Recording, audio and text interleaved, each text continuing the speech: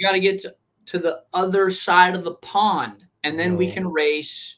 You can come to a game, all that good stuff. Do you still think you're faster than me? I don't want to test it, but thanks to COVID, my 6 years of college track and field experience are telling me yes. It came about to where Coach Mack said, well, yeah, that's the difference between Ryan and or person is I would have no issues hiring Ryan full time right now if that was an opportunity. And that just, that took me back because as you said, I had been so focused on playing checkers and filling holes and solving the small problems so that he can go solve the big problems and be like the amazing head strength coach that he is. Like 5x500 as the workout for that day. So you want him to run 2,500 meters, but how much did they actually run when you include drills, the warm up, the cool down, maybe an athlete likes to walk around between reps. I was a guy where at the finish line, I am taking a 90-degree cut to the infield and I'm laying down.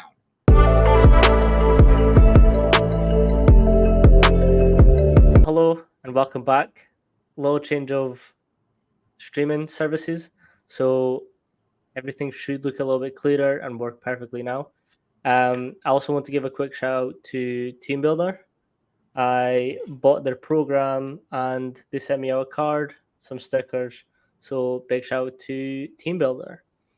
Today's guest is Ryan Croson. We originally met at Udub, the University of Washington, for people who don't know. Ryan is the Division 1 athlete, and he's just an overall amazing S&C coach. So, hi, Ryan. How are we doing? Good. How you doing, Manny? I'm good. So, first question. Do you still think you're faster than me? I don't want to test it, but thanks to COVID, my 6 years of college track and field experience are telling me yes. Yeah, I don't have that experience, but I can hang. Okay. Well, hey, when you get back on the better side of the pond, we'll have to test it. The better side of the pond, right? Mm-hmm. And I see you've got an Emerald City shake. Shout out ECS. Yes, what did you get? Yeah. Peanut passion this time. Oh, how was the gainer from last time? It was good. Yeah. That's the go-to. You got to get a 32-ounce peanut passion or 32-ounce chocolate builder, which they put gainer in that one and ice cream. This one's just it's more holistic nutrition. The other one's like you're trying to bulk up. Yeah. What was it that I got? I got peanut butter and banana when I was there. And that was my go-to. That was yep. Love that one. So, introduce yourself. Tell us a little bit about your journey through sport, and just how you got to here. Oh yeah, man. So 26 years old. My dad's on the manufacturing end of a biopharmaceutical company, and my mom's a school cook.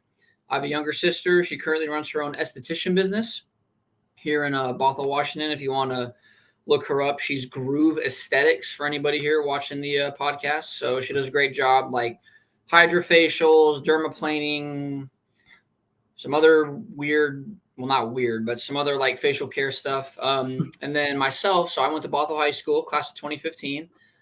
Graduated, ended up getting a scholarship to run at University of Washington. Then I was there from 2015 to 18 before I decided to transferred to Baylor.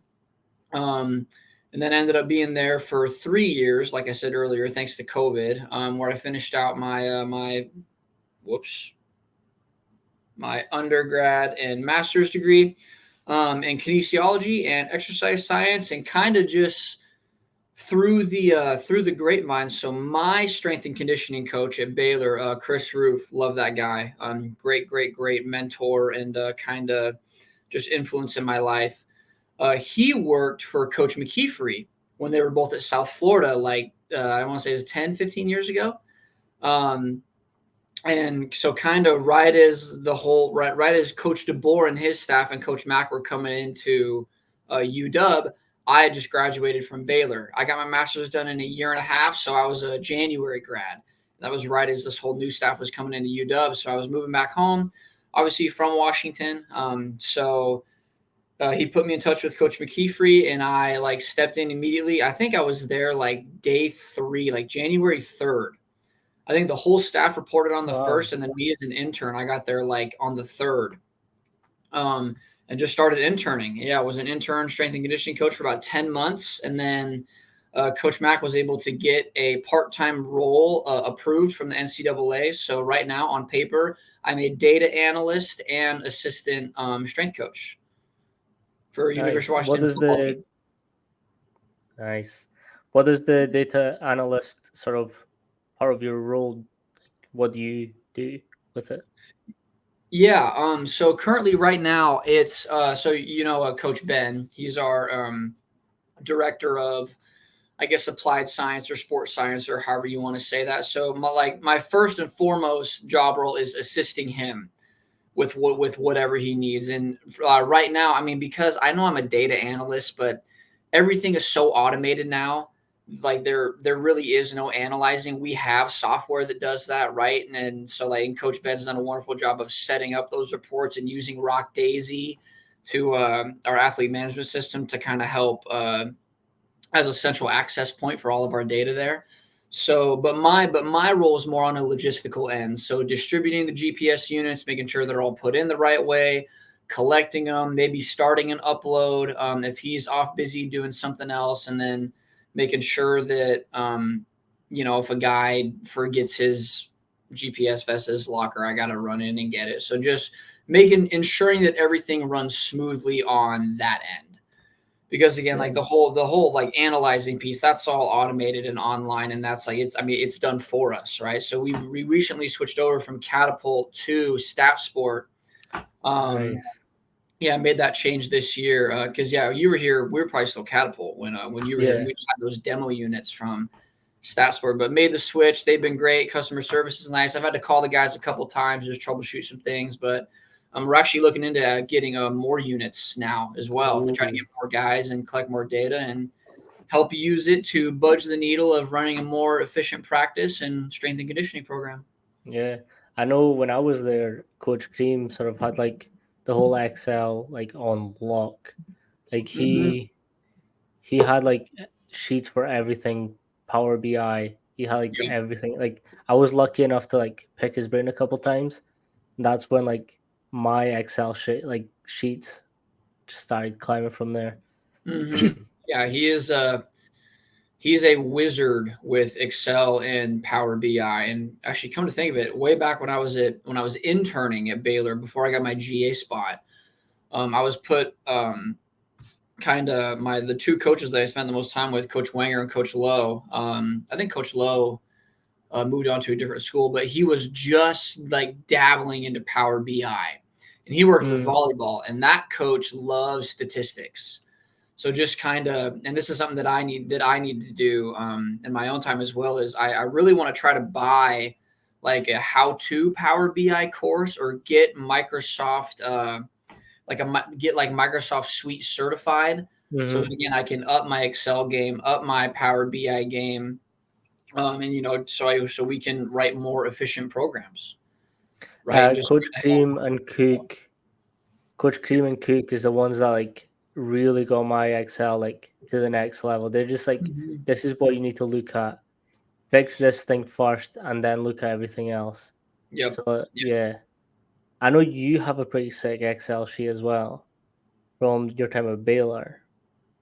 Yeah, it's again not on their level, but for my like rudimentary skills of just picking up by watching other people or YouTubing stuff on how to do it, I like it's definitely it's come a long way. I'll say that. It's come a long way from just writing workouts on a sticky note. So we're in a good spot. Yeah. So tell me a little bit about like your athletic career. So from like whenever you started to obviously Baylor, UW, everything else.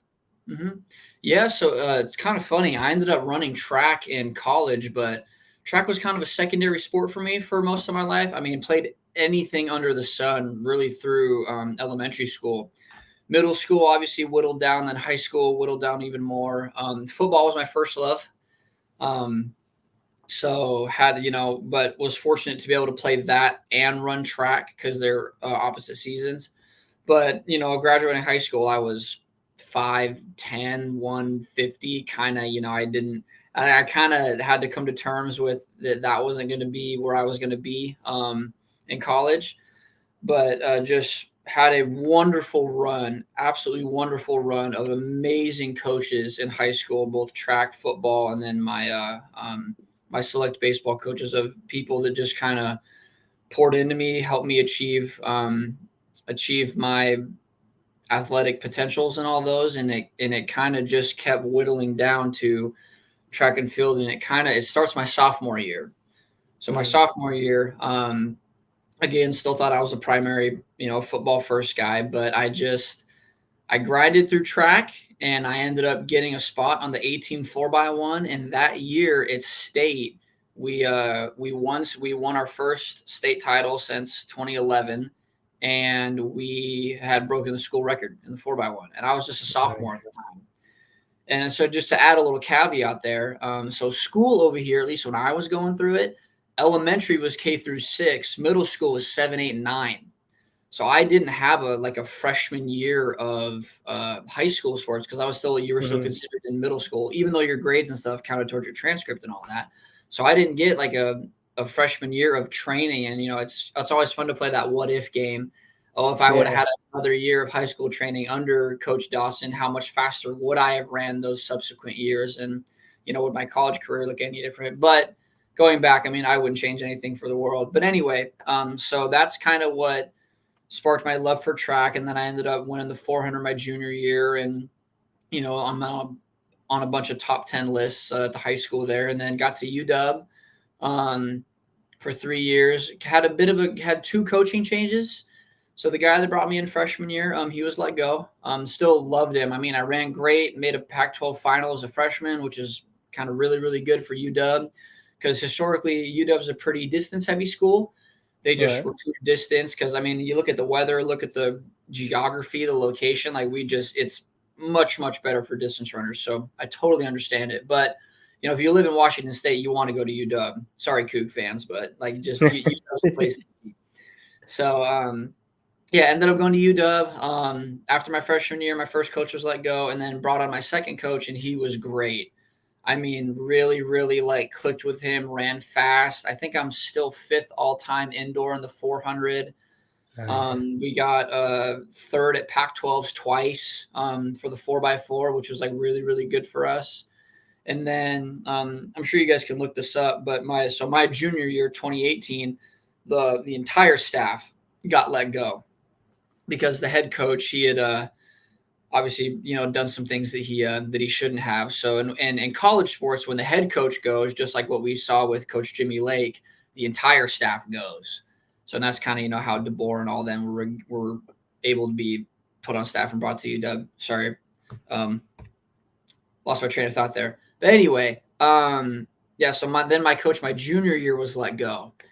So I waited and I waited and I waited that summer, and I kept asking him, hey, are they going to rehire you? Because if they do, obviously I'm going to stay because I really like your coaching style. I'm running fast. I'm feeling fresh. And obviously they didn't end up rehiring him. So I asked him, on my behalf, are there any coaches that coach like you or fall under your same coaching tree? Where do you think would be a good fit to me? So he gave me 4 schools, and it just, it ended up that Waco, Texas, and Baylor University is where I ended, and, never looked back. And now I'm back here at University of Washington through kind of what I said earlier with my connections with Coach Roof there. Yeah. What was it about the coaching staff that you sort of connected with and you wanted to be either with him or someone like him?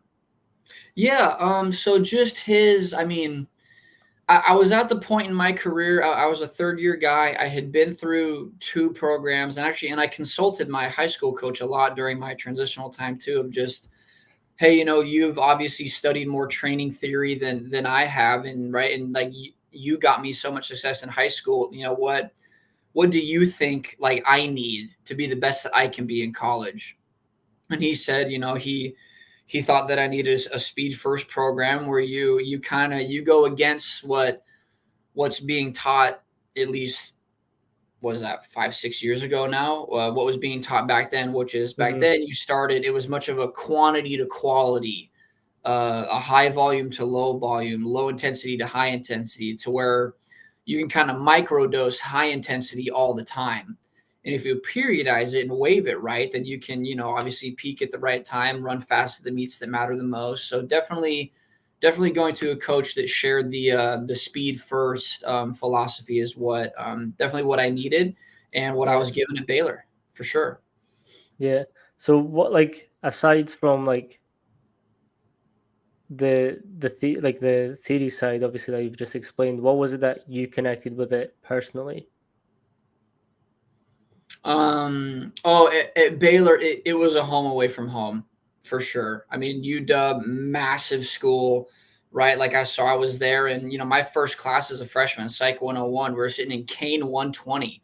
So for any of you guys Yeah. listening that have been to UW or seen any of the halls, I mean, we had 350, 400 kids in a single hall. When I got to Baylor, I had to do the 5 year undergrad program because I ended up losing a bunch of credits when I transferred because I went from a quarters to a semester school. So I ended up doing 2 summers and had to graduate in 5 years with my undergrad. So Mm-hmm. I just had to grind when I was out there. Um, but my undergrad classes were 30, 35. And then when I Wow. got to my master's classes, it was 12, 15, sometimes like 9. And it was a very tight knit, family oriented community, which is definitely what it's not what I looked for when I signed to Baylor, to be completely honest. But it was definitely an additive that I really really enjoyed during my time there, just being able to connect with all those people on a personal level. Whereas at UW, it was you definitely, I don't know, for lack of better words, you felt less special, less taken care of. You had to be more independent. But I mean, I learned how to grind at UW. Like I don't resent my time at all. I absolutely loved it. I learned what works for me. I learned like how to build a daily routine on your own, and just kind of I'm taking those skills into my life now post Mm. college. So like I said, I mean Yeah. it's apples to oranges. I love them in both their own special way, but Washington is still home for me. Yeah. And I mean, like, I know Coach Mac, Ron McKeefery, for anyone. Um, he's quite big on setting those like leadership qualities within his interns and within his staff. Like, what's that transition been for you like? So from having to do it like your independent studies and all that stuff to now working with guys, but still expected to keep up that everyone has to pull their own weight and everyone has to do like their own jobs really well, so the team just like meshes. Oh yeah, well there's a well for starters, Coach Mack, he keeps us busy. There are no shortages of jobs at any time. So if you're not working, something's off or something's wrong. So he does a great job with our staff, making sure that we are always busy and always trying to improve the program. Right. So Yeah. he uses a wonderful, I guess it's a website or software called Trello. And we Hmm. all have our names, we all have our checklists. I mean, I have my own daily checklist that I like to do or that I have to do. But then on top of that, he's always thinking of projects to help make us the best strength and conditioning staff in the country. Right. Yeah. And then kind of just based on what category it falls under or who he might need to contact is who he assigns that to. So again, we're always working towards building, I mean, just building a better strength and conditioning staff. And that goes back to his old adage there, right? The relentless pursuit of continuous improvement. Yeah. He like it's not just words on a wall for him. He takes that with his staff. He takes that with him when he's home. He takes that with him everywhere he goes. So, and it's definitely it's rubbed off on us as a staff too, and it's made us collaborate, and it's made us Yeah. again it's a tight knit family down there. If we need something done in Google Sheets or Excel, Cook's your guy. If we Yep. need to contact somebody else on campus, AJ's our guy. If we need to go to like maybe a slightly bigger company, we go through Coach Fink. Or if we need to fix something with logistics, it's Coach Fink. If we need any, Rock Daisy, if we need to see any special report, that's Coach Ben. So, and then, then I'm kind of the guy on the back end where I'll fill gaps, Hmm. right? Like logistically, if I could see a problem that might happen in the future, I take it upon myself to try to like fix that before it happens. Yeah. So like I think that's where I feel like that's where I add the most value to this staff for sure. 100%. I think that's something that we really connected on while I was there, was that we had this saying in between us both. It was like everyone's out here playing chess while we were playing checkers. And it was just Yeah, like that ability to sort of read their minds into what's coming next. exactly, right. Because when Yeah. 'cause when the right, and this goes back to one thing. I'm sorry, I'm just thinking of something that Coach Now Max you're told good. me multiple times. He says like the best thing you could do as an assistant, and this is no matter where you're at. You could be strength and conditioning, finance, food service, whatever. Usually, right, the boss man, you're trying to solve like 30,000 level foot Hmm. problems, but that doesn't mean that the 5,000 foot problems don't need to be solved. But if you 100%. can automate or solve those 5,000 foot problems and keep working your way up, right? There's value within Hmm. that entire bandwidth there, if you will. So, like, while he's playing checker or chess and he's got to think 2, 3 steps ahead, we need to play checkers and fill holes so that he's not worried about that. Right. And because with how much he wants to do, and he wants to take this program, right? Kind of right now, we're in the stages where we're inches deep and miles wide. Hmm. um, Eventually we want to stay miles wide but also go miles deep, right? Really take like an in-depth dive into every single aspect of our program. Obviously that takes time. We're not there yet. Yeah. This is year 2 with the staff, right? So Rome wasn't built in a day. But it's like, don't underestimate the importance of solving those 5,000 foot problems, or having the ability to foresee issues that might occur, Yeah. because it means more than when you're not there and you potentially can't solve those problems, right? Yeah. Because that's when stuff goes wrong. Oh, thanks, Katie. That's your sister. Yeah. No, like that was the same as my exit. So you know how like Coach Mac has those interviews with everyone at the end Yep. of it, like his Hmm. internships, and that's something that he discussed with me. It was like you were, as soon as the session started, like finished, I was on to the next thing, and just like making sure that the next session is taken care of. And Yep. he like during our meeting, he was like, by you doing that, I was able to focus on some other things, and Hmm. the whole team was able to get onto like different projects. And I Yep. think it's exactly what you're saying. Like he's dealing with 50 million problems up there, but like the couple that we're able to do saves him from having to like step away from those jobs and do them. And I think it's Yeah. that mentality shift with interns. It's like I think the first day I came in late to the internship. I came in a day late because of flight Oh, that's delays and right. stuff. Oh, yeah, I remember that now. Yeah. It was a nightmare. Like you've no idea. Like here's me saying at border patrol, being like, "Yeah, you can phone Coach Mark, I suppose." Hmm. Because like they phoned him and they were like, "Is this guy legit? Is he actually coaching for you guys?" um, Like, yeah, but let me in. yeah, but the funny thing is, like at the end, he was just like, "Oh, it's money, isn't it?" I was like, "Yeah." He was like, "Amazing opportunity. Have a good time." I was like, "You couldn't have been this nice like a couple of minutes ago." That's funny. um, but like when I eventually got there, like Coach Mark was like, "Can you introduce yourself? Tell us a little bit about yourself and what your goals are for being here." And I was just like, obviously introduce myself, and I was like, honestly, my goal is to make your jobs a little bit easier. Yes, And absolutely. for me, it was like I have I have 5 or 6 weeks to let them know who I am and for them to remember my name. That was Yep. like my whole like that was my goal while I was there. And I Yep. think like it's just like these little tasks that you were talking about, like build up into this program that is Udub. And like Mhm. they did as well as they did last year. They've won their first game, and it's just like it's a continuous pursuit of like what Coach Mark always says, Yeah, that relentless pursuit of continuous improvement for sure. 100%. Um, can you tell us a little bit of like your breakdown of the this Saturday's game? I Yeah. know. So I'll say this first off: Boise State's a good team. They're a really good team. Um, they came to play, and if I had to bet, I think they're going to be conference champs in their own right. I think they have a great shot of winning the Mountain West. But definitely started started a little slow offensively, so their defense came to play. Our defense played killer all game. I thought it was really, really good, and we rotated a bunch of guys. Mhm. So it definitely, like, that depth of defense has shown itself. Oh, sorry, excuse me. It's all good. I do know that we do run the air raid, and obviously, and again, I'm just a spectator, so that's Mhm. like, right. I'm like, when it comes to football itself, I'm a strength coach. I know how to coach tech. I know how to get guys strong, but I'm not a schematic guy, right? If I was, I'd be in a different role.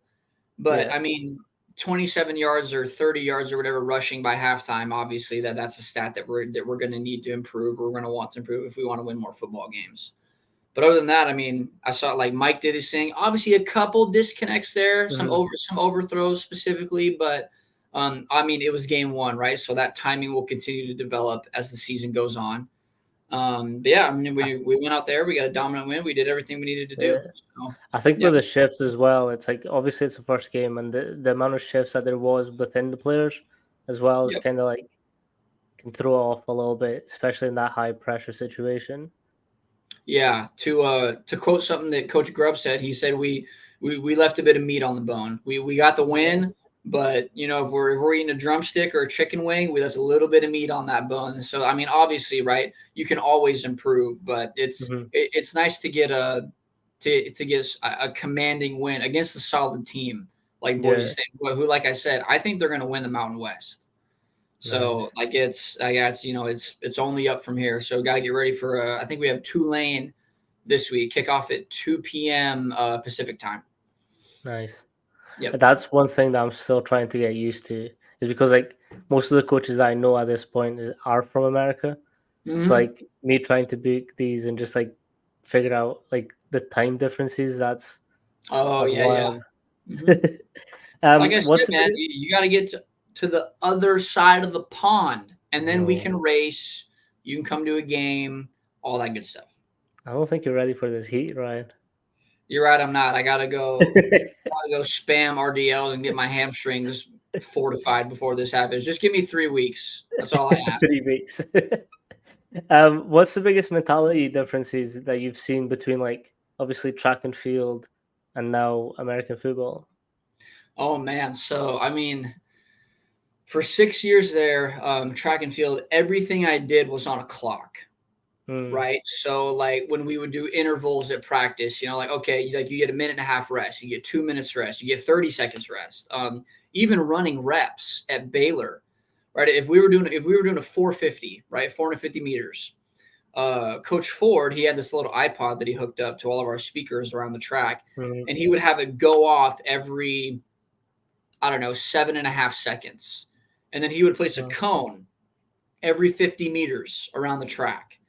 And when that buzzer went off, you had to be at a cone, right? So just like everything I did was on a timer. It was on a mhm, clock, and it was very like you had to be militant with stuff that you did, right? Whereas, you know, and then like when you rest, you rest. You get off your feet, you sit down, you mhm, kick your legs up, you walk around. Like rest is truly like mhm, don't do much.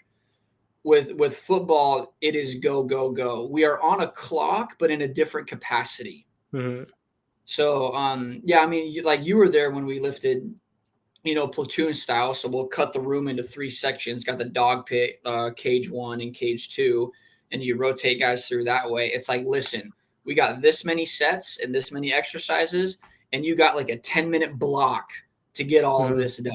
And usually, with the amount of volume that's needed for football players, right there can't be a lot of rest time. We got to go go go go go. Yep. And then also with football, it's getting them to meetings, getting them to class, getting them to practice, getting them to activation, the warm up, like whatever it is. We are on a clock. We are on a clock, but again, in a different capacity where like your rest is usually always active. Yeah. Like when you're What do resting from you? squat, you're resting your legs because you might be doing Yeah. push-ups or something, right? But it's Mm, not true like it took me a minute to get that like mental switch. I was like, oh man, like these guys don't rest. It's like, well, they do because when they're not doing a chest movement, they're doing like a leg movement, and then their yeah. chest resting, right? So kind of flipping that switch Yeah. from this is what rest looks like to no. Like in football, they like this is how it's done.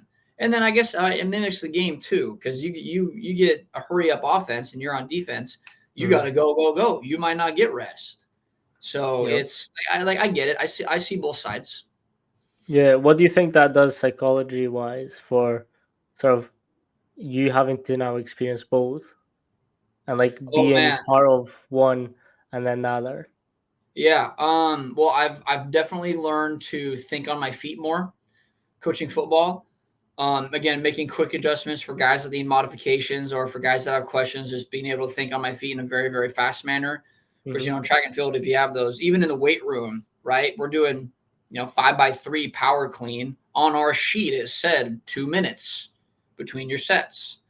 When we use Yeah. Gym Aware, and there's that little clock in the top right that rolls, so you're right, when your 2 minutes is up. But definitely, it's kind of it's that baptism by fire. Just it's go all the time from that first movement to that last movement. But yeah, so thinking on my feet for sure. Yeah. um and then with the way how Coach Mack likes to run things, right, it's ultimate accountability, right? It's getting eyes on every rep, coaching every rep. So just always having that, like, that go-getter mentality. Yeah. It's that intent When part of you're his training. Yeah, so when you're on the Yeah. floor and developing a floor presence, right? Don't just be a fly on the wall. Like, you're out there, coach, and if you're going to coach, you might as well coach with intensity, Yeah. right? Especially with how much 100%. these guys are having to do. So, right? We have those TVs that sit up top, kind of Yep. across the whole weight room. Program. So with just the way we write workouts, for every second that those guys are looking up to see a set or a rep, it's time taken away from them actually, Yeah. like, getting the work in. So it's our job to know that lift front and back so that we're not looking up at it. And it also brings a level of professionalism to it as well, right? So if we wrote the workout, what do we need to reference the sheet for, right? Like, we should know it in and out, and we should be able to demo everything on the spot if guys have questions. So Yeah. just kind of, I guess, thinking on my feet and just being the ultimate version of accountability and having a presence in the weight room for sure. I Yeah. say, like, those three 100%. things are what I've learned the most. So, in the big piece of sport and world and what you've experienced, how Mhm. big of a piece of the puzzle do you think S&C is? Oh man, if you do it right, Hmm. there's a lot of it that you can take into your daily life, meaning accountability, um, discipline would be the first two that come to my mind. Because if you can stick to a training program and you follow Hmm. that process and you get the result at the end, right? That's going to be the same no matter what process you go through. In the weight room, it's cool because you can see it, right? We can apply quantitative numbers to it. Hmm. Seeing a guy PR by 50 pounds on back squat, that's huge. We love it, especially doing it in a 6-week or 8-week program. Like, that's freaking Yep. awesome. But in the holistically, in the big picture of college sports, I think that strength and conditioning is very important, but it's it's a minor part of the pie or the puzzle, because the number one factor that's going to determine, like, your skill level, your output, and all that is your genetics. Yep. Right? At the end of the day, right? Like dudes are dudes. If you're a dude and you apply yourself and you don't have a crappy attitude and you show up and you're present every day, like, odds are you're going to play, Yep. right? But this is where the weight room kind of makes up for itself, right? So what we might lack in the piece of the puzzle is this is where we build the culture, right? This is where we teach kids to be accountable, have discipline, not be a smart mouth, handle their business, be an adult. Because that stuff, when we send them off to their position coaches later in the Hmm. year, right? Just thinking of like an annual plan, because we get them in winter and it's just straight S&C. There's no practice, no nothing. Then spring, we send them away a little bit for spring ball. Then we have them for the whole summer, right? And then we prep them for fall camp, or then we send them away to their coaches. So as a point of contact, like a strength coach, you might be the closest relationship to that athlete. and that's another thing that I kind of didn't realize until I got to football, was just with how much we lift and we run, and Mhm. like just adding up the days. We spend more time with those guys, dude, than the position coaches, right? So just always trying to be a positive influence too, was another thing that I took away there, right? You want to make it an enjoyable space for them. Yep. Um, sorry, I totally lost track of thought. What was your question before that? We were talking about sort of how big of a piece of puzzle S&C is to. Oh, yes, yeah, yeah. And then I went on to like genetic potential, right? That's how that's your number one determining factor. But where we can add to that in the weight room is building that culture, right? And making the guys or making the athletes better people, right? Yep. Because when you have better people, it's going to elevate the team in general, right? Like you're going to operate at another level. You're going to be able to execute at another level and go out there and win football games, which is Hmm. ultimately what they're here for. Yep. So I like adding that culture piece into making them bigger, better, faster, stronger, or tapping into their genetic qualities of which they're already good at, right? We're just Hmm. all we're doing is we're enhancing those, right? The kid's got the qualities. The kid got to the school for a reason, Yep. right? Because he's an athlete, because he can play. All we have to do is just draw that out of him or kind of highlight those so that he can go out there and play the best ball that he can. Yep. Oh, but on the flip Coach. side, oh, sorry. No, no. I was just going to say, like, Coach AJ put it the best. Is like, these are D1 athletes. Like, they've earned their spot here essentially. Yep. We're Yep. just trying to fill out the little buckets that they have that maybe have like a little bit less water. We're just Yep. topping them up and filling them up. Yep, exactly. And along the way, if we can introduce a successful culture and make them like a better person, a better human being, to where like after football, like they're going to be a successful contributing member to society. That's Mhm. where it comes full circle in the weight room, and that's something that Coach Mack absolutely knocks out of the park. Yes. I think that's actually one of the biggest like realizations that I was no longer in the UK was when I had my first session. Now I was with AJ for Yep. one, and two, it was freshmen, their first session ever in that gym. Hmm. So like I just walked in like, all right, this is just going to be a weight session. We're going to stand around, tell them what to do. That was it. As soon as like Coach Mark blew his whistle, I was like, this is different. And then AJ cranked up the music. Like I Yep. could barely hear myself thinking. And then Hmm. everyone started shouting. I was like, yes, let's go. Yep. Um, but like back to your point, like it's 100% the culture. Like as soon as I saw the shift in that, Hmm. like even just like giving people dubs and just like fist bumping and like helping each other up, I was like, this is something that I want to take over and like Absolutely. bring it across here because like I've never experienced that and I've been in S&C since I was 13. Hmm. So for me, it was just like, right, this is how it's done, and this is what I want to keep going. On that, I kind of want to like sort of gauge when you started S&C and how like you've developed through it as well. Yeah. So like I said, going back to high school, football was always my first love. Track and field was kind of, I mean, like it was something that I was good at, but something that I really didn't take seriously until my sophomore year of high school.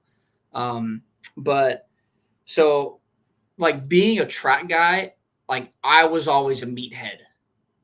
Mm. Like for a track guy, like I would have considered myself to be a meathead because I was always wanting to go up and weight. I was always wanting to do an extra rep or an extra set, or like if I failed, like hey, let me try again. So just like kind of taking that football mentality into track and field. And that was definitely something that my strength coach at Baylor, Coach Roof, saw in me. So then when I Mm. finished my undergrad and I got into my master's program, I interned with I think at Baylor they call it the athletic performance staff. I interned with them and then ended up getting a GA position, a Right. graduate assistantship, where I got to work with track and field, volleyball, acrobatics and tumbling. That's a fun team. Nice. And equestrian, so horse riders. And it was just it was I was really drawn to it and for the same reason I was drawn to track and field is you get out what you put in. Like 100% point blank in strength and conditioning and in track and field, like you get out what you put into it. And I saw Mm-hmm. results on both ends, right? On both ends. Even through working with Curtis for the past decade, like him writing my strength and conditioning programs like every single summer for the past, 10 years or so, just seeing continuous improvement there and what happens when you can apply yourself and follow a process. I guess that's what I like about it the most with strength and conditioning is it introduces you into a process or a journey that you take like yourself and your body on, right? And it's something that you can check in and see results at the end. And if you didn't, well, now we can go back and reassess. Okay, well, did I go too light? Did I go too heavy? What areas did I improve? What areas did I want to improve? And then you can do, run a self-diagnostics and write a better program for next time. But it's the art of applying yourself and following a process that I like the most, right? And kind of delayed gratification. We live in a world where everybody wants Yeah. everything now, now, now, now, now. Well, to go against that, you got to look big picture and you got to be in it for the long haul. So yeah, but definitely the Yeah. following a process, I would say, is what attracts me to strength and conditioning. And then now on the flip side, as a coach, taking the kids through those process, right? Seeing a kid PR, seeing a kid do really, really well, or, like run a faster time, being a high school track and field coach these past 2 seasons, like that's ultimately gratifying for me as a person. Because I Yeah. was there and I did it. Now I want to give back in that same capacity. Mm-hmm. Yeah. 100%. I think that's what a lot more like most of the S&C coaches are in this industry for is like they've had that positive influence of an Mhm. S&C and now they just want to like give it because it's I would say it's a small industry. Like Mhm. everyone will know someone somehow, but and everyone's like so tight knit as well. Like Yeah. I have encountered some that aren't, but like that's far and few between. Um, what has that relationship been like with you and Kurt? Sort of obviously having you as an athlete, and then now sort of being S&C coaches. Yeah. So well, as an athlete, first and foremost, he opened my eyes to strength and conditioning. Period. Mm-hmm. So again, going back to shout out Coach Dawson, my high school sprint coach. I asked him my sophomore year, what do I need to do to get faster? And to his credit, he said, well, strength precedes speed. So if you want to get strong, if you want to get faster, you Yeah. got to get stronger. So then through the grapevine, found Curtis. He was working with my select baseball team at the time. We were part of the FCA feeder program. Uh, and then that was through Reho Athletics, and he broke off and made Curtis Clay training. But he kind of opened my eyes to like how the weight room applies to the sport, Mm.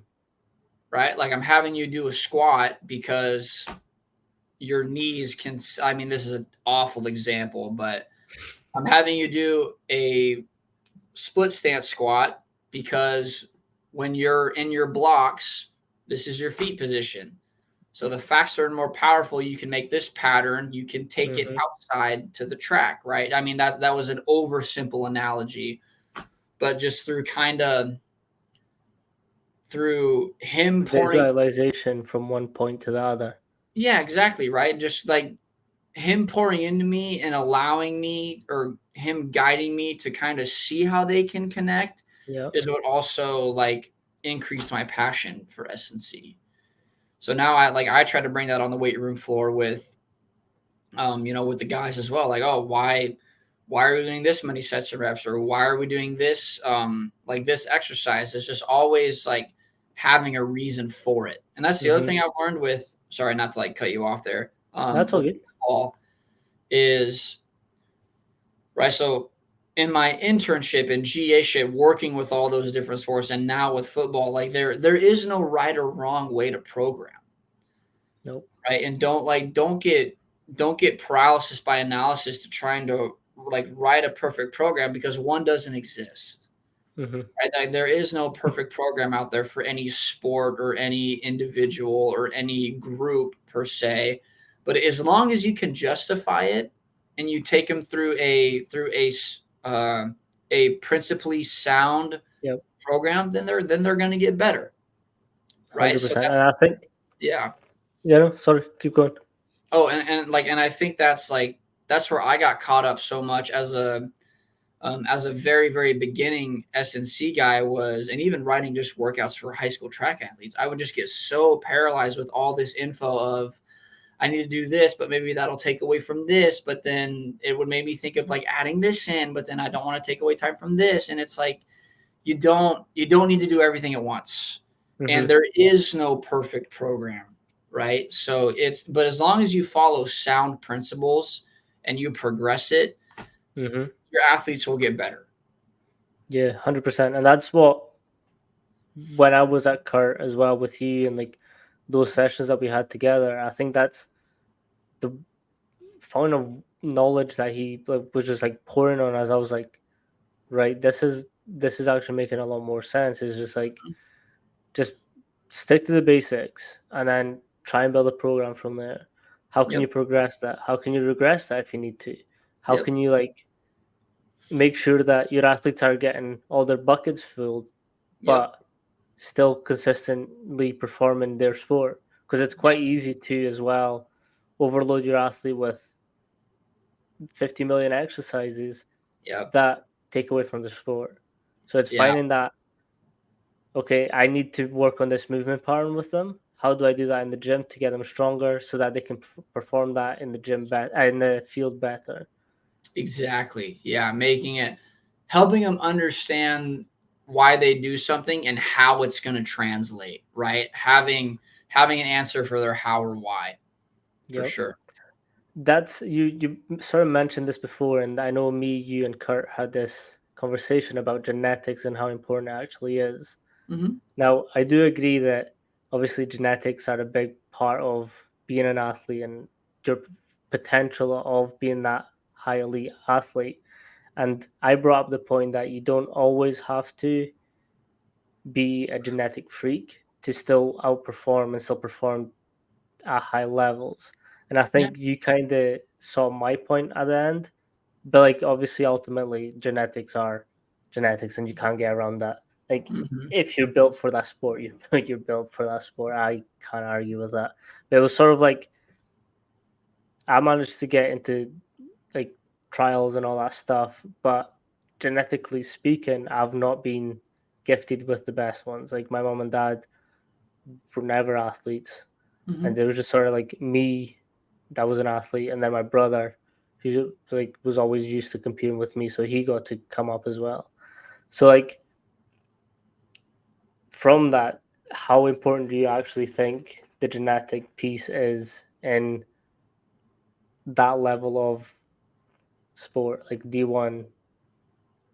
It's definitely a big piece, right? Like I think it's a majority of the puzzle, but there's Hmm. still a lot of puzzle that needs to be filled in, right? And that's why, and that's one thing, again, just complimenting Coach Mack here, is that he uses the weight room to try to fill the multiple other pieces of the puzzle, even though the workouts themselves, like the SNC position, is just a chunk of that, Hmm.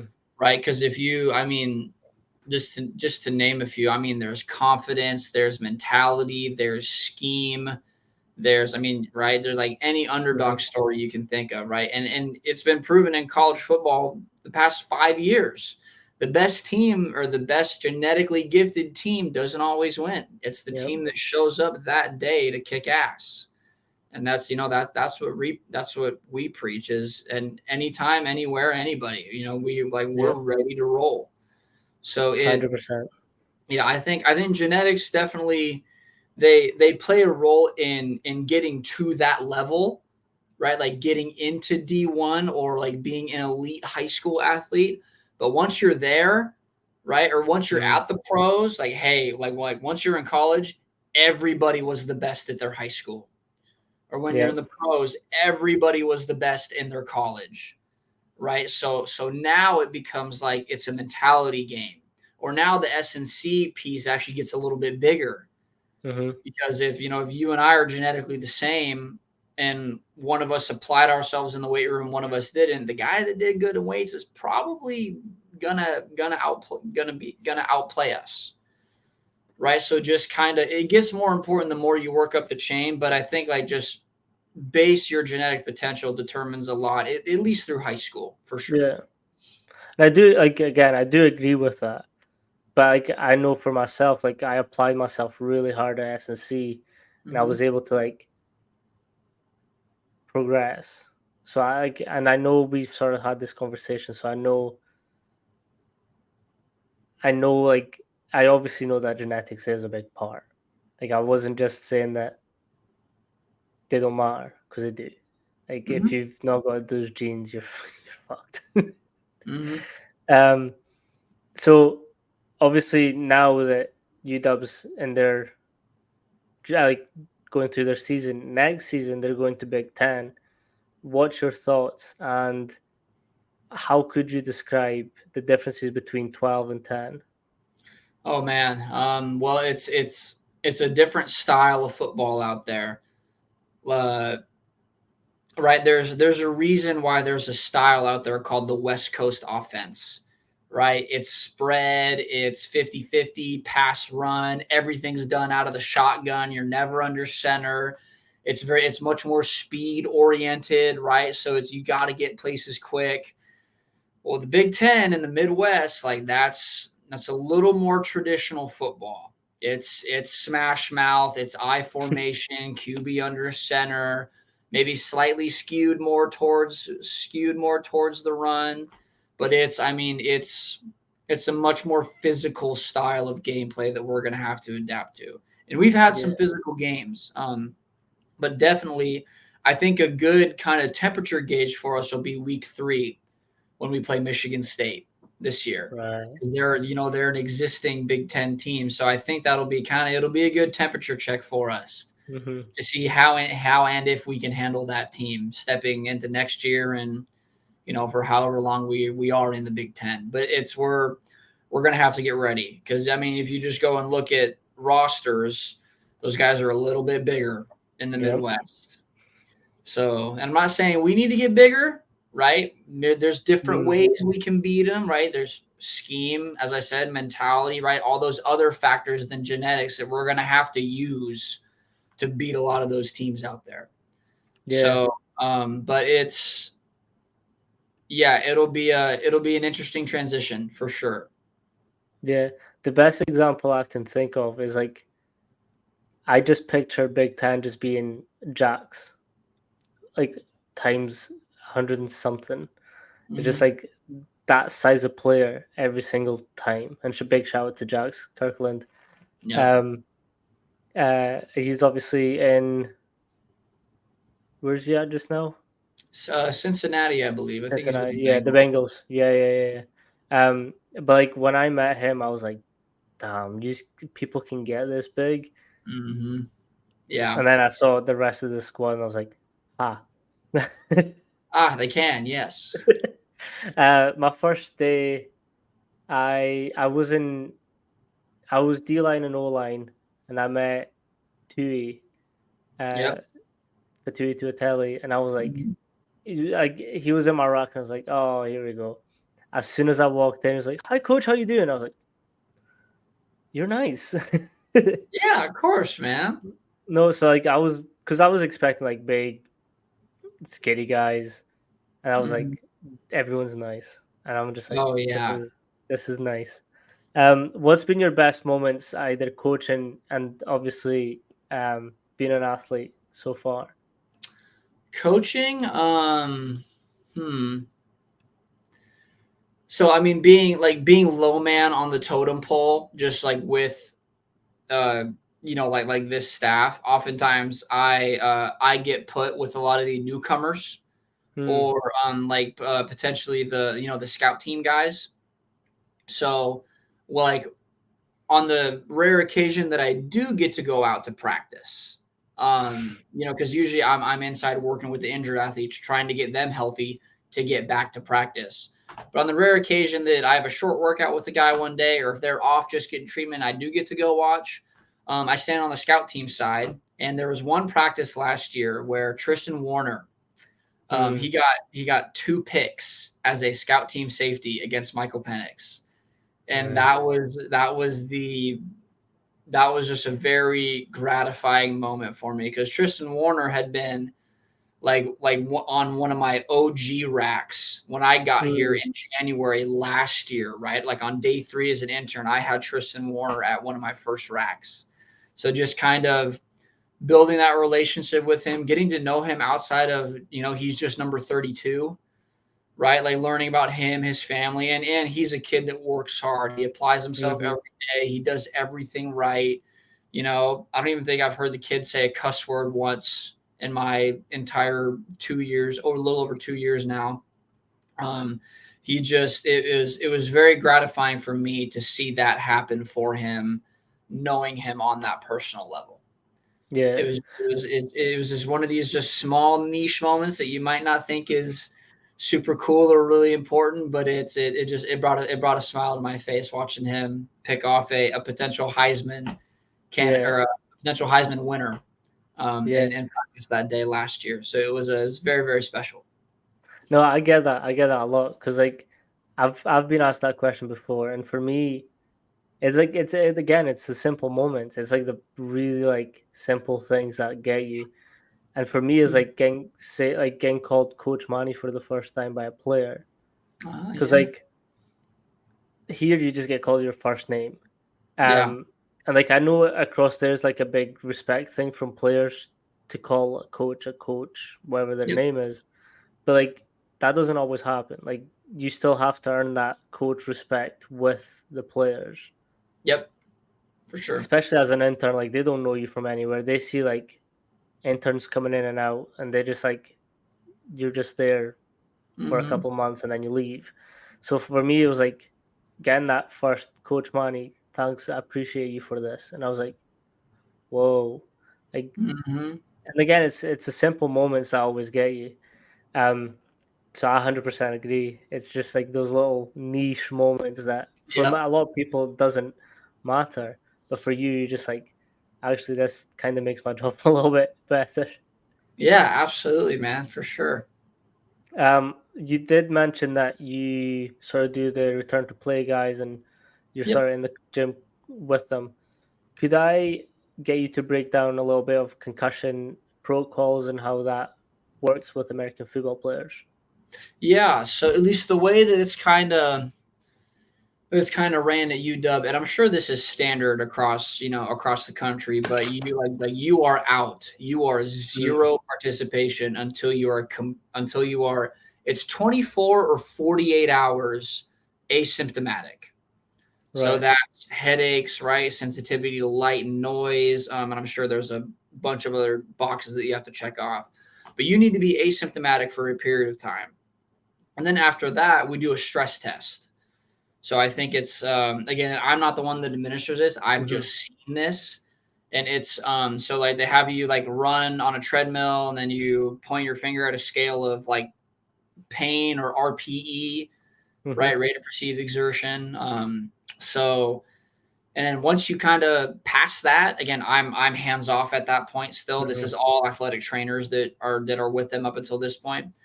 Then they get to practice no contact. So meaning they might like just be in a helmet, even though everybody else is in full pads. And so you can still participate in some stuff like individual drills, team stretch, all that stuff. But when we go to team or tackling drills, excuse me, it's us as a strength and conditioning staff. I know, dude, that had a little peanut butter. It's us as a S&C staff that take those guys to the side now, and we do conditioning with them. So like during tackling drills, if we have a concussion protocol guy, like we're doing tempos, or we're doing untimed tempos, or we're doing cuts, or just different drills to keep them active, like burning the same amount of calories as we normally would in practice. So it's like we're not missing a beat, That's where we step in during practice and during season.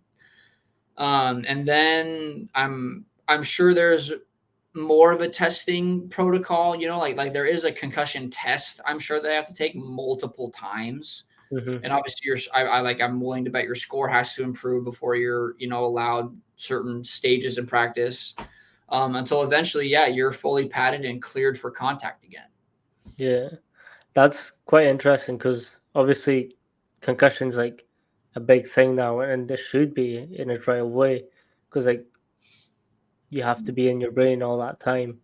Yep. So getting knocked about, I think it's really important to really focus on each step and making sure that they're cleared all the way. Because I know for Division One athletes, like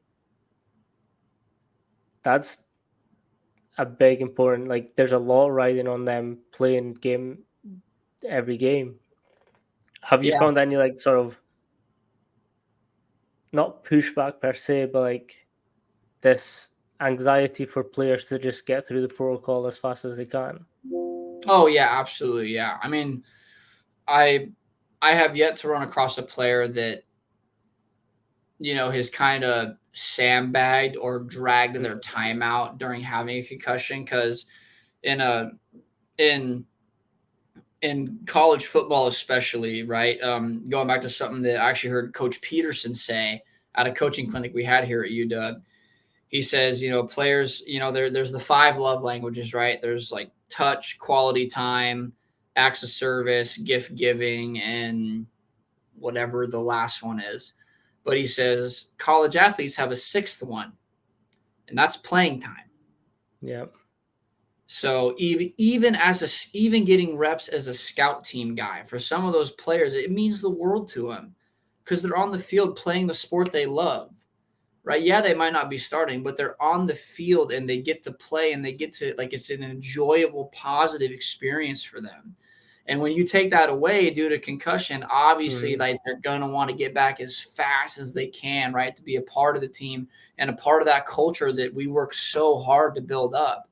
Because when Yeah. you're concussed, right, and it's no nothing until you're asymptomatic. It's, it could. I understand how it can feel weird to be completely removed, Hmm. right, and to maybe not feel like you're a part of the team at that time. So I have yet to meet a guy that drags his feet through Yeah. through the entire concussion protocol, which our shout out to our athletic trainers do a fantastic job Yeah. with, like, because they don't feel pressure, which, I mean, they shouldn't, but they feel absolutely zero pressure to get guys back to.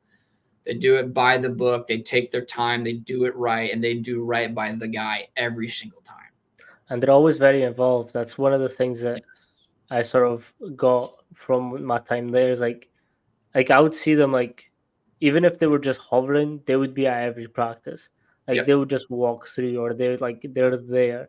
Even if it's Yep. just like giving the guys water, they are there the whole time. Mhm. And I was like, this is how programs should be run. It's like, yes, S&C coaches, main coaches are important, but you're only as strong as like every single like role in that team. Mhm.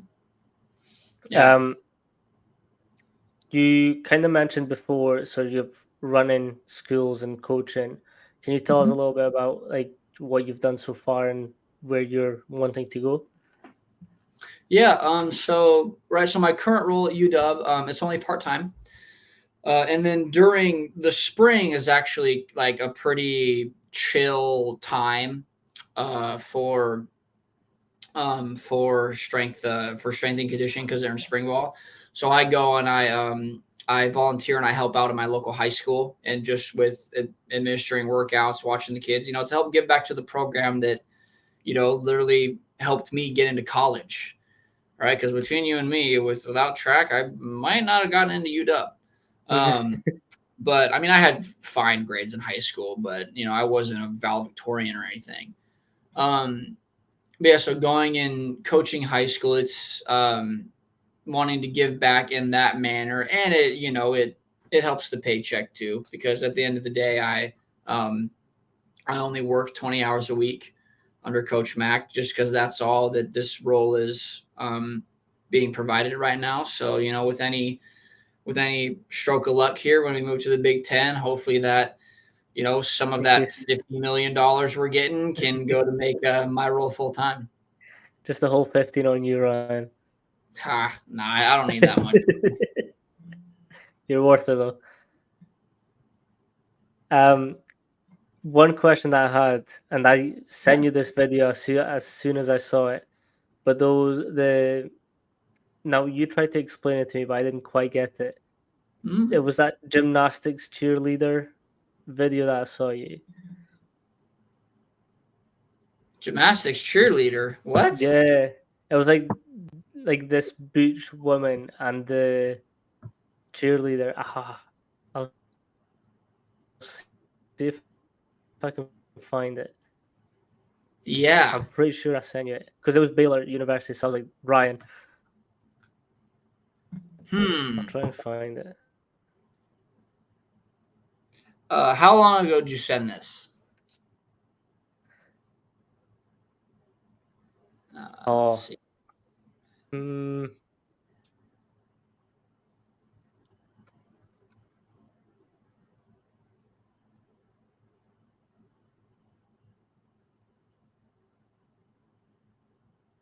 I'll see if I can find it because it was like honestly, this Oh, was from like the ESPN. biggest. See it here. Yeah, you talking about this one? Yeah. Yeah, so that's the acrobatics and tumbling program at Baylor. Yep. So it's I actually I don't want to get this wrong, but I'm not sure if acrobatics and tumbling is an NCAA approved sport or if it's kind of one of those niche ones where only maybe 10, 20, 30 Mm-hmm. schools have it. But yeah, so that's just a unique program that Baylor has, and it's a mix of like drill team, cheerleading, and gymnastics, and it's a production.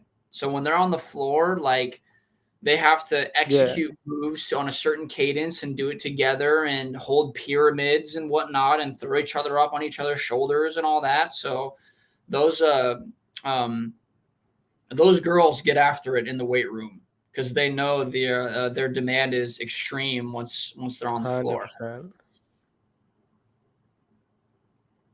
Yeah, and shout out Coach Lowe.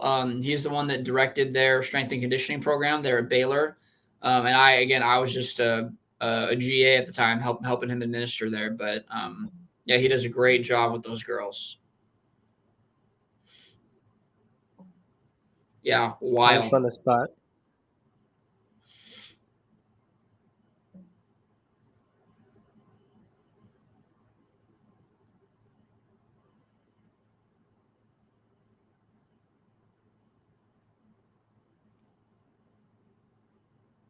Yeah.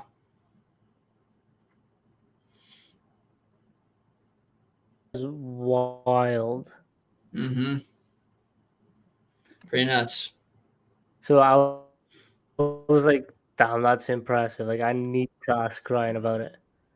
Yeah, so they yeah, it's a niche sport, really demanding. Right, because you got to have the flexibility of gymnasts, but like the strength of football players to freaking throw people above your head, right? So but that's kind of what's Mm-hmm. cool about that sport too, is it's a mix, right? So just like track and field, how right that there's Yeah. kind of an event for everybody, right? Your distance, you're a thrower, you're a vaulter, you're a hurdler, you're a sprinter. Acrobatics and tumbling, same thing. They recruit based on, are you going to be a base? Are you going to be a top? Are you going to be an acrobat? Are you going to be a tumbler? Right? There's kind of a role that anybody can fit into, which is it was really cool to watch them do their thing on the floor, but then also to train them as well. Because those Yeah. ladies, that might be the most intense team that I've been a part of as a coaching staff, like just to watch train. Mm-hmm. Yeah, those What those was girls. like what was the best moment that you found like coaching them and like being part of that? The best moment coaching them.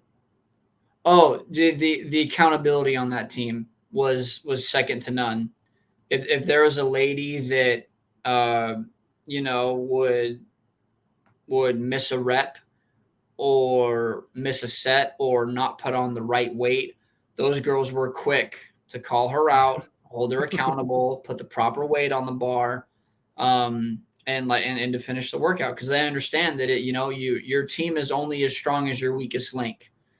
And when everybody ensures that all the links are strong, then you're going to have a hell of a team, which is why they're like 9-time national champs in acrobatics and tumbling. So like Coach Lowe did a fantastic job writing a great program for that team, but then also maintaining that culture as well of just ultimate accountability.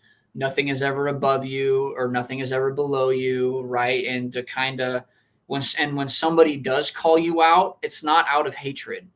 It's not because they want to see you fail or they're trying to put you down. It's out of love, and it's for respect and wanting the team holistically to go out there and win and dominate. Right. So it's easy to criticize and to coach at people and stuff, but to receive it in the right light is something that Coach Lowe was able to administer and teach them in a really, really impactful way. Yeah.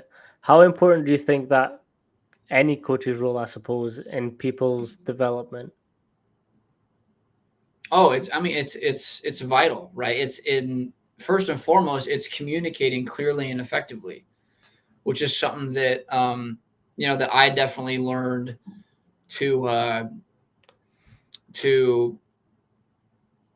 do on the floor and on the fly. And this is actually something that I picked up from Curtis, just through 10 years of working with him, is certain cues work for certain people. There is no one universal cue that's going to work for everybody. Like, yes, the book says when you back squat, you're supposed to tell them chest up, knees out, butt down. Right? Well, if that doesn't work, then how else do we coach it for this guy? Or how else do we coach it for this lady? So just learning specific cues or learning multiple ways to say the same thing to where that one athlete is going to understand it makes a world of difference. And just kind of always having those in your back pocket as you're training. Yeah. Who was the most impactful coach in your eyes? In my career? Yeah, in your career. Yeah. Oh man, can I say all of them? If you can describe why. Oh, dude, that's a cop-out answer. I mean, I love, first off, I love Curtis first and foremost because he's a big brother to me. So, that's something that I didn't have. I am the big brother, but, so he's just always somebody that I've been able to go to in that capacity. Coach Dawson for being the first one to show confidence in me, right? And to kind of tell me that no, you can do this at the next level. I'm going to show you how. Coach Rawl at Udub and Coach Metcalf for taking a chance on me and bringing me to Udub, the place that I love so much. And then the other Coach Metcalf for taking me under his wing and getting me on some top 10 lists there at UW, and then eventually sending me on my way to Baylor, and Coach Ford taking me in like family and making Texas feel like a home away from home, and Coach Harbor there at Baylor too, taking me in, had a lot of great talks with him. And then Coach Roof, just again being a positive influence in the weight room and actually seeking me out as an intern in GA and really kind of setting me on this strength and conditioning path. He just says, I can tell you, because on the weight room floor, and on the track, I'm always trying to help guys out. Like that. I really feel like that's just who I am. So if someone was like, man, I really died on that rep, and I saw some, I bet, well, yes, because you weren't picking your knees up your last 50, so it probably felt a lot harder, right? Or in the weight room, if some guy was struggling with his clean, I say, hey, dude, catch it faster. You're being lazy at the top. Just out of genuine want to help my teammates out, right? So that's something that Coach Roof saw in me, and then eventually recruited me in as an intern in GA, and then sent me on my way back here to Washington to work under Coach Mack. So just all those coaches, I guess, being first confident in me and showing me a way and then allowing me to kind of be me as I do it has helped mold me into the coach and person that is sitting here on this podcast. Yeah, like you've just touched on it. It's that belief and that confidence that you can put out to your athletes and just be like, to us, it just be like, it may just be something as simple as like, I believe you can do this. Like you're the Mhm. one that's stopping it, and Yeah. like as that's a small like thing that you can say, but to them it could mean like the difference between them just getting by as an athlete and them progressing them is like that coach had my back, so I know I've got this. Yeah. And Absolutely. you touched on something as well. It was like that having a chat with a coach, which I've been fortunate enough to have like a open door policy with my coaches. So like they used to always like if the doors were open, you can go in and speak to them about anything, even if it's just like, oh, what did you get up to the weekend? Like they would just be there to listen as well. Hmm. And I think as coaches, because we do see them so often, and we're spending like an hour a day, 2 hours a day with them as well. So it's like Yep. having that relationship between like not just them as an athlete, but them as a person as well. And I know Kurt is really big on developing this as Yep. well. Um, so like, what's like the one moment that you really felt that coach like believed in you and you could progress as a as an athlete and as a coach? Um, as an athlete, there was a practice my junior year. I want to say this might have been before our Kinko League, our Kinko Championship, which is league meets. So in Washington, it goes leagues, districts, and then state. Right. And this was the first year that I had ended up picking up the 400 again because my sophomore year I thought I was a football 100 200 kid. But my junior year again, Coach Dawson, he's like he asked me he said, hey, like where are you at with the 400? I said, oh, Mm, I think if I can make a state final, that'd be pretty cool. Yeah, and I'm like, we won a state title last year in the 4x1, right? So I mean, looking back now, right, like I should have been like, oh, I'm gonna go win that thing. But mm. I tried to give him the humble answer of, like I think if I can make a state final and maybe place top five, like that'd be really really cool. And he goes, no, dude, like you can win this. And he pulled up athletic.net on his phone and he showed me all these times. And then I hadn't run those times yet, but he showed me my progression Yeah. compared to everybody else's. And he's like, if we keep rolling these next 3 weeks, like I want you to go win this thing. And I said, all right. And then 3 weeks later, I ended up winning my first individual state title. So Nice. just him as an athlete, that was a very, very impactful moment for me. And then as a coach, actually, this is something that happened a couple weeks ago.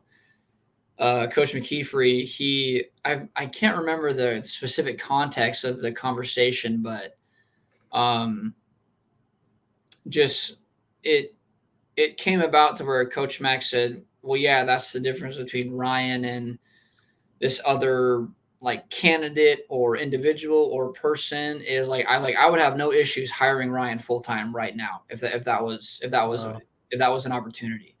And that just that kind of that took me back because as you said, like I had been so focused on playing checkers and filling holes and solving the small problems so that he can go Mm, like solve the big problems and be like the amazing head strength coach that he is. I kind of it had just become like part of my routine, and I didn't realize how important that was to him mhm. until I overheard him say those words.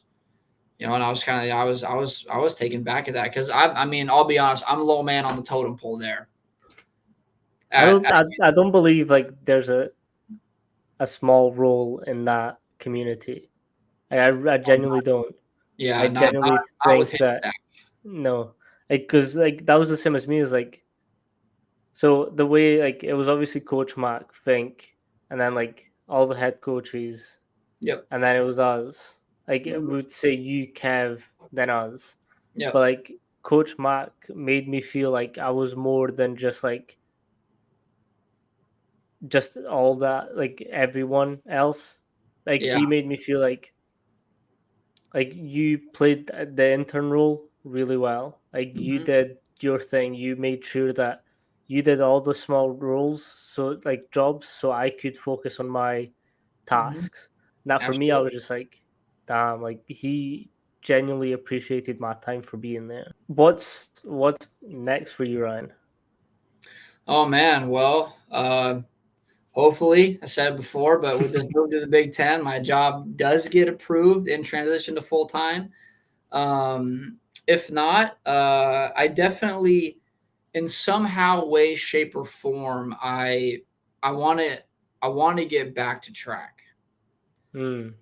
Right. So as I said, like I was a football guy, still am. I learned to re-love it with my job here at UW. But like track is what I did. It's what I know. And shout out to Coach Ben, just learning the sports science side Mm-hmm. of football and GPS tracking and creating all these amazing reports and integrating with Rock Daisy and trying to bring like some of that to like potentially like an Olympic strength and conditioning staff somewhere or a track and field staff somewhere, right? Because like football practice every day, it follows the same structure, but it's relatively Mm-hmm. random based on, like what type of individual drills they do. How long do we do one-on-ones? How long do we do teams? So tracking those every day, I get it. But track and field, I think bringing in GPS specifically and adding a sports scientist to that Realm. sport, Yep. it'd be a good way to to double check. Yes, you wrote 5 by 500 as the workout for that day. So you want them to run 2,500 meters. But how much did they actually run when you Hmm. include drills, the warm up, the cool down, the maybe an athlete likes to walk around between reps. I was a guy where at the finish line, I am taking a 90-degree cut to the infield and I'm laying down. If we're doing any sort of like distance lactic work, like I'm getting off my feet. Some guys actually will like jog or walk around because they know if they sit, they're going to get tight. They don't like it. But so just kind of like, yeah, you wrote down 2,500 meters, but what's the real metric there? Yeah. It's And like then the internal external load. exactly right, and like bringing some of these concepts to the track world because my brain's just racing a million miles a minute as to how we could apply that and change the look Hmm. of practice or the way we do things. Yeah. I Yeah. think that would be very niche as well. So I think like that could be a really good thing to get into as well. Yeah, and then also with apps coming out now like View Motion and what's the other one, like My Sprint, being able to do like gait analysis, Mm. right? So instead of just giving them drills to help with a certain quality that they need to do better, it's taking video to that or having a dedicated person take video of that and putting quantitative values into like qualitative, like what do we Hmm. see, right? Oh, well, this guy, he's not running fast because his knee drive isn't really high. Well, let's look at his down leg. He's not getting to 180 degrees straight on that down leg. He's like maybe 175. And that's where the power comes from. Hmm. So maybe if we clean this up, this will like his knee drive will get better, Yeah. right? But maybe that's not the right cue for that athlete. Maybe he needs to think knee drive to get that down leg straight. I don't know, but just having an extra set of eyes with through the lens of a sports scientist and bringing that to the track and field college community, because Hmm. gait analysis, at least it's never been done to me when I was in college, and I definitely think like that's an area where that industry and that sport as a whole could level up. Now unfortunately, right, track and field doesn't generate the same amount of money as football, so working all that out would be Yeah. difficult, but I definitely think it's a missing piece to the puzzle that Hmm. could help training programs across the country for sure. And like speed, like the running gates is one of the most important things for track athletes. It's like how Absolutely. can you make that, because it's like you're talking like split seconds at this point. Like it's very, very minute Yep. detail that can mean from like a third place to gold. Yep. So it's like it's having that very this like the zone of Mhm. improvement. But like, and you kind of went through this with me a little bit, and so did AJ. But I think people knowing the differences between vertical and horizontal as well. Yep. So could you explain that a little bit? Because you're 1,000 times better than me at explaining it. Yeah, yeah, right. So, like, so if you take a race, and this is any race, this could be a softball athlete like running from first to second, or a track athlete coming out of blocks, or a wide receiver in their stance coming out of a stance. First and foremost, you need to overcome your own body weight, right? Because you're starting static, you're starting still, and you need it to move. Well, you need it to move in the proper direction, and that's considered horizontal force, right? From point A to point B. Now, eventually, along the line there, once we've established that momentum or that speed, in order to carry it, we need to have good vertical force, right? So there's a force to like get us started, but then the force that maintains it and keeps it going is vertical, because it's not somebody pulling you back that's going to stop you in the horizontal plane. It's gravity pulling you down that's going to slow you down. So to start, we need good horizontal power. Mm-hmm. But then once we're up and we've established our horizontal power, to maintain it, or to not, let me speak in right terms here, to not lose what we've built during horizontal power, we need to have good vertical power and vertical displacement. Because again, somebody's not pulling you to stop you. Mm-hmm. It's gravity pushing you into the ground that's going to stop you. Yeah, and I think as well, you can only get faster with how hard you can contact that floor as well. So the Exactly. Yes. so again, it goes like horizontal to go vertical and up. It's like Yep. a weird power dynamic that works Yep. to get you to go forward. And I think Exactly. like AJ also put it the best is like horizontal is how you can go this way in as few steps as possible. Yep. So Yeah. going from here to then there in as few steps as possible. So your horizontal velocities count for like, so say I've got a step here and a step Mhm. here.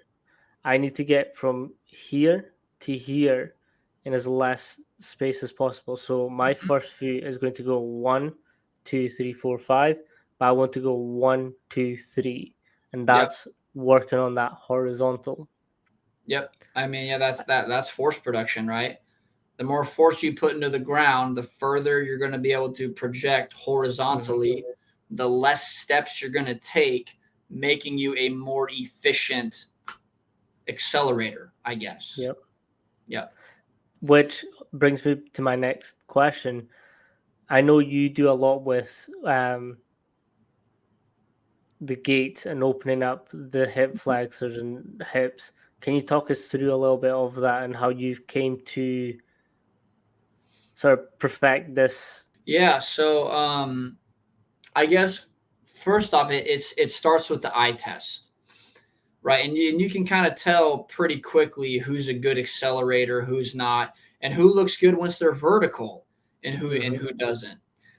And then from there, I guess two things that I look at are hip flexibility, right? And then how their hip flexibility then affects where their knees and feet are in space. Once we can get the hip flexibility to an area that is achievable and repeatable for that athlete, then we can start working on the little nuances of um, shin angle, right? Knee Mm. flexion and extension, ankle Plantar angle or flexion, dorsiflexion. foot ankle, plantar dorsiflexion, how my foot is striking the ground and interacting with the ground. So I take it from a top down approach, if you will, because I think the hips have or probably are the most important piece there. But you could definitely work ground up too, right? Because Mm-hmm. as I said earlier, there is no perfect strength and conditioning program. There is no perfect way to analyze a runner either. But just it definitely helps having, ran collegiate track for 6 years and coaching it at high school for two, just learning what cues work for some kids and what drills work for some kids. But the biggest thing is just getting their posterior chain Mm. strong. Yep. So You can only glutes. move as fast as that can hold up. Mm-hmm. Exactly. That's Glutes and hammies, man. that's why I love AJ. Like he's like the perfect balance of a meathead and like a high velocity and acceleration type athlete. Because he Oh was yeah, like the posterior chain he did with us, like that stuff sucked. But yeah, like at the end, I was like, "Do you have a program that I could follow for this?" And he was like, "Got you." But yeah. like just like the GHR stuff, the razor to GHR, like that, like it sucks at the time, but you can feel the benefit. And again, you can only sprint as fast as your hamstrings allow. Yep. Because like although it's a quad dominant movement, but you need that ratio balance so like your hammies don't go out, and then if they go out, you're done essentially. Yeah, exactly. Which is, I mean, I know definitely last year with the football team, we did have again like nothing major, but just quite a few hammy tweaks. Mm, You know, so this year in the off season is something that we addressed very very frequently. yeah. Right? So dose the right percentage, just incorporate some more PC movements as a whole. And this year, I mean, I know it's only game one, but getting through fall camp and then now game one, we've been really good with it. So Hmm. hoping that trend holds throughout the season for sure. Yeah, and like the hammies is such a big thing, and Coach AJ put it the best. Is like your posterior chain is like the bottom of the pyramid, Yep. and anything after that, that's just like building up onto this foundation. But your posterior chain has to be the first to be strong and effective. If Hmm. that goes, you're out, and then you Yep. can't perform. Yeah, like how much hamstring did you and do you program for your athletes? Oh, I mean, obviously, right. It's again, this might be the track bias. This might be AJ's words running through my brain, but definitely it's every workout, even if it's a little something, right? Just something to get to kind of wake them up or tell them, hey, hello, I'm here, or just or we could be working hypertrophy, strength, even repetitive power or stabilization through your posterior chain. It's for my personal plans or plans that I write for people, it's microdose throughout their workouts Mhm.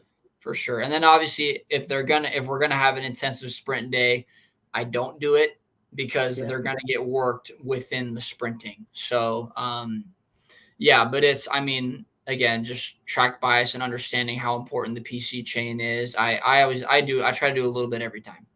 yeah. No, perfect. Thank you so much for this, Ryan. Hmm. Like this has been dope, and I love talking to you. We could talk for hours. Oh, absolutely. And we We're gonna have have done. to do an episode two. I want that so much.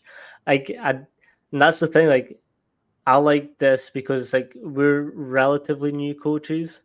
Like Hmm. obviously you've probably got a couple of years on me.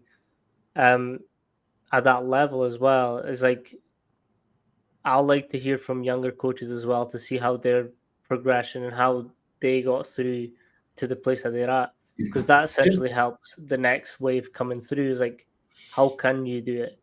Like I don't know from you, but for me, like I've only ever seen. I didn't know first of all that this could be a career path in my high school. So Mm, going from there to where I am now, I've just like sort of forged my way through across here, and it's now that I'm stumbling on all these coaches across here, and I'm just like, damn, like there is actually quite a few. So this is the whole idea for this podcast, is just like against people like you who are still relatively new in the industry, and just like getting your stories and talking about how you got to where you are. yeah, absolutely, man. It's been a pleasure. Now, shout out your Instagram, shout out anything that you have coming up as well. Oh yeah, I mean Instagram, Twitter, it's just at and then my name down there, but no space, just at Ryan Croson. So you can hit me with whatever you guys want. If you want to know more or learn more about me, my track background, or my current role at UW, just ask away. I would definitely recommend you asking about his speed and speed development, because he breaks it down very simply and effectively. Like I've always been the strength first, the power first athlete, but it wasn't until I sort of like saw some of the coaching sessions that you did for the Wheatville boys, and I was like, Mm-hmm. all right, yeah, so there is a little bit more than just running. Like Yep. the banded stuff that I saw you do, the like that was quite interesting for me, because it was again that horizontal. You were trying to get him to elongate his steps to make Mm-hmm. him faster. So I would definitely hit him up for that. Yeah, absolutely. Cool. All right. Thanks, everybody. Thanks, Manny. Thank you.